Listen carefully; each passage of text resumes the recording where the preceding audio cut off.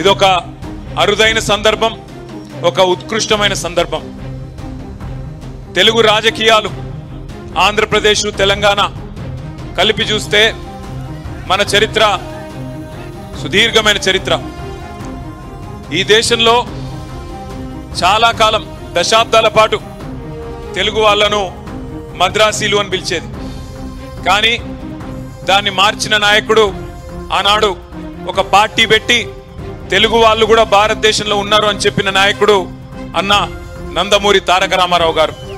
ఆ తర్వాత ఈ దేశంలో తెలంగాణ కంటూ ప్రత్యేకమైన అస్తిత్వం ఉన్నది, ఇక్కడ ఈ దేశంలో తెలంగాణ అనే పౌరుషాల గడ్డ ఉన్నది అని ఎలుగెత్తి చాటిన నాయకుడు మన నాయకుడు గౌరవనీయులు పెద్దలు కేసీఆర్ గారు అన్న మాట నేను గుర్తు చేస్తా ఉన్నా.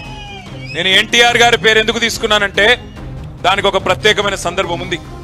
ఈ 76 ఏళ్ల భారతదేశ స్వాతంత్రానంతర రాజకీయ చరిత్ర చూస్తే 2 పార్టీలు, తెలుగు గడ్డ నుంచి పుట్టిన పార్టీలు విజయవంతంగా 25 ఏళ్ల పైచిలకు ప్రస్థానాన్ని కొనసాగించిన పార్టీలు 2.